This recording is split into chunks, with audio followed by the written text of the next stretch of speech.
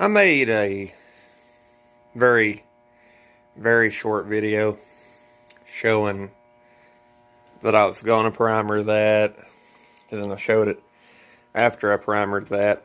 We're going to prime,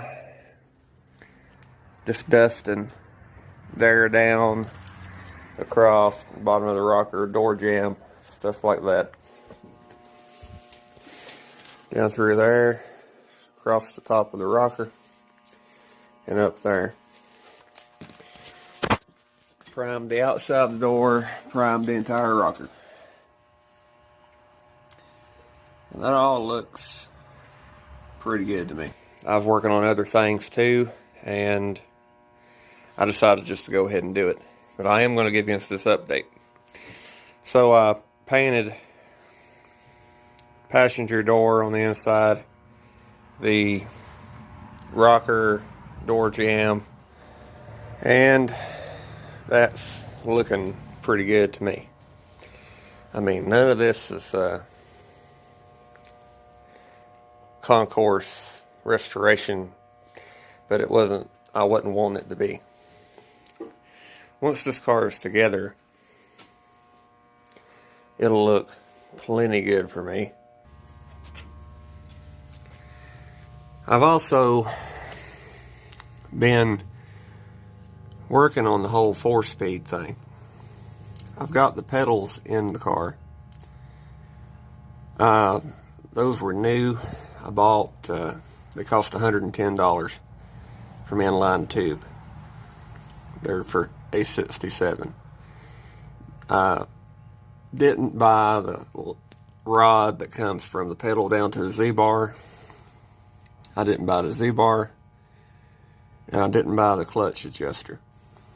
The reason I didn't do that, I didn't want to rig and make and weld and cut and bend pedals, because pedals, to me, aren't something you want to worry about. The brake pedal, I don't have to worry about any of that because it's all stock. Even if it's been replaced, it's all stock style. So I've not had to do any re-engineering on that brake pedal, so it's as safe as it ever was. The clutch pedal, I didn't want to have to figure out angles and everything else. The Z-bar and clutch linkages and stuff is not that hard to fix. So once I get the transmission up in the car, which I plan on making a video to show you that, and I also plan on making a video to show making the clutch linkage. So there's going to be a lot of different videos on this car soon, other than just bodywork. The whole purpose of this series, of this car, was because when I grew up, I always liked car shows, and I mean, the stuff that people fixed on TV and the stuff that people fixed and stuff around me always really sparked my interest. I'd wake up early on a Sunday just to watch what became the power block. But I think back then it wasn't even called that. I grew up watching Shade Tree Mechanic and everything else, and everything these TV shows do just about keeps you from wanting to try something, really, because everything has to be exact. I mean, on these TV shows, everything has to be exact. You have to do it that way, because if you don't do it that way, it ain't right. The purpose of me making these videos on this car and showing as much that I have showed was to try to show some people and show that you don't have to do it a certain way.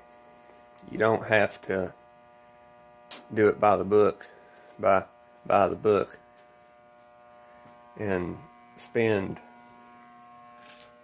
$50,000 on a car and pay somebody else to do it all. You could spend $800 and make something. And if I didn't have the parts I had, I mean, I could have dug around and found parts and somewhere else and still did this for 12. And yeah, I mean, things aren't by the book, things aren't perfect. You have panels on this car that is basically body filler in the shape of a chevelle, but the whole purpose of it was to show that things don't have to be perfect to be fun. I mean, a lot of people would probably have a hard time understanding this. This entire project, to me, has been fun. I mean, there's a few things that were a bastard, but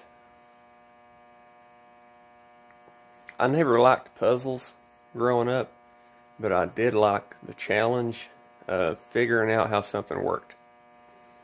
And I can't think of a bigger situation of a basket case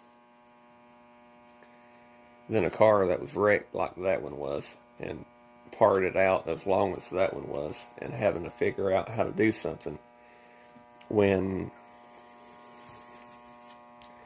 nobody else has ever done it on camera the way that I'm doing this one.